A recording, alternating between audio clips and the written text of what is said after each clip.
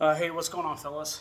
Um, this video is primarily to kind of kick myself in the ass a little bit and kind of get over this negativity challenge that I've been dealing with lately. But I was thinking that it's super easy to be negative in a world that thrives on negativity. And the reason why I'm making this video is because I was playing a match the other day, and it was just a practice match, but I felt these old demons come up, and I could not hit a forehand to save my life. Like I was hitting the back fence. I even hit a forehand that was like way over the fence and like went in the back parking lot. And I just couldn't understand what was going on because usually my forehand's my go-to stroke. And then I started going back into these the Rolodex of my mind, so to speak, where I was thinking like, what are people going to say? Like, oh, this guy's a coach. He can't even hit a forehand. Like all this this negativity. And I really took a minute to think about that and why I would default to that type of mentality. Where, as you've seen from my channel, I'm very determined and trying to overcome these things. And I started to realize is that negativity is the path of least resistance. So when a difficult challenge comes up, like for me with my forehand, it's never just about the forehand.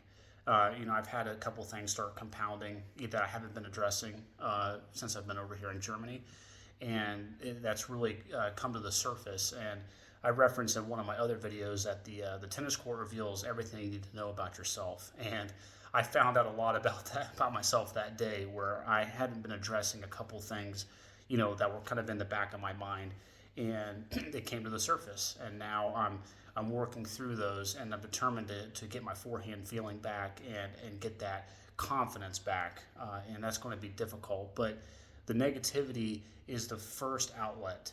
So when things aren't going your way, it's almost like you respond the way a child would, where it's like you want to throw a fit. It's like, this is ridiculous. Like, why isn't this should just be working? And life's not that easy. It's you have to take these challenges and then break them down into small chunks, which I've learned from my journey, to not get overwhelmed by the experience.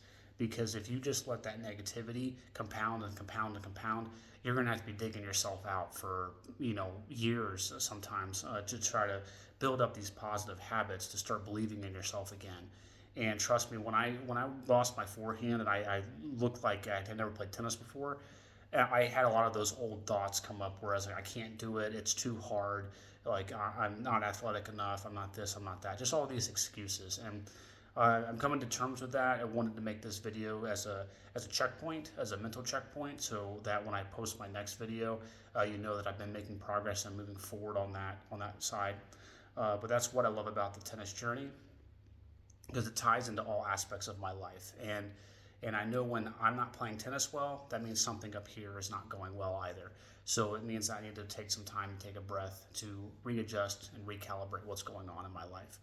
So if you're encountering negativity where you feel like there is no positivity to pull yourself out, my recommendation is to take that whatever challenge you're working on and try to break that down into very, very small pieces. You're going to get impatient where it's like you want to go faster and get this, just get this emotion out of the way so I can move on with my life. But that's usually not how it works. And when you're a very emotional type person like myself, it's very challenging because the emotion clouds your judgment, your logic, and your reason.